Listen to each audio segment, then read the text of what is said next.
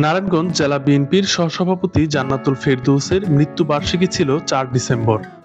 ২০১৯ সালের এদিনে হঠাৎ হৃদরোগে আক্রান্ত হলে তাকে রাজধানীর মিটফোর্ড হাসপাতালে ভর্তি করানো হয়। সেখানেই তিনি মারা যান। দলীয় সূত্রে জানা গেছে 1-11-এর সময় কঠিন পরিস্থিতিতে আন্দোলনে সক্রিয় ছিলেন জান্নাতুল ফেরদৌস। ওই সময় শহরের নাগবাড়ি এলাকায় তার বাসায় আসতেন কেন্দ্রীয় নেতারা। প্রয়াত হান্নান শাহ প্রায়ই আসতেন সেখানে। নেতাকর্মীরা জড়ো হলে কারাগারে যাওয়ার আগে খালেদা জিয়ার সঙ্গে মোবাইলে কথা বলিয়ে দিতেন তিনি। এছাড়া বিএনপি নেতা গয়েশ্বর চন্দ্র রায় নারায়ণগঞ্জের বিভিন্ন এলাকায় তখন নেতাকর্মীদের নিয়ে গোপন বৈঠক করতেন। দলের নেতাদের চাঙ্গা রাখার চেষ্টা করতেন তিনি। এসব বৈঠকের আয়োজক ছিলেন ফেরদৌস।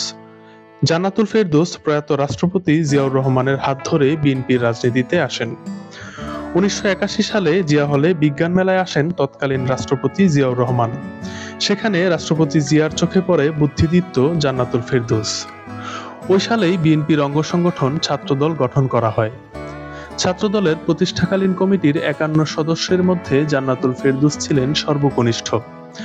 পর্যায়ক্রমে তিনি যুবদলের রাজনীতিতে প্রবেশ করেন।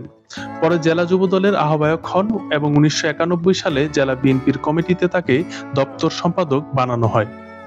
দুইবারের কমিটিতে তিনি দায়িত্ব পালন করেন। সবশেষ জেলা বিএনপির সহসভাপতির দায়িত্ব পালন করেছিলেন। এছাড়া তিনি বিএনপির অঙ্গ সহযোগী সংগঠন জিয়া শিশু কিশোর সংগঠনের কেন্দ্রীয় কমিটির সাধারণ সম্পাদকের দায়িত্ব পালন করেছেন।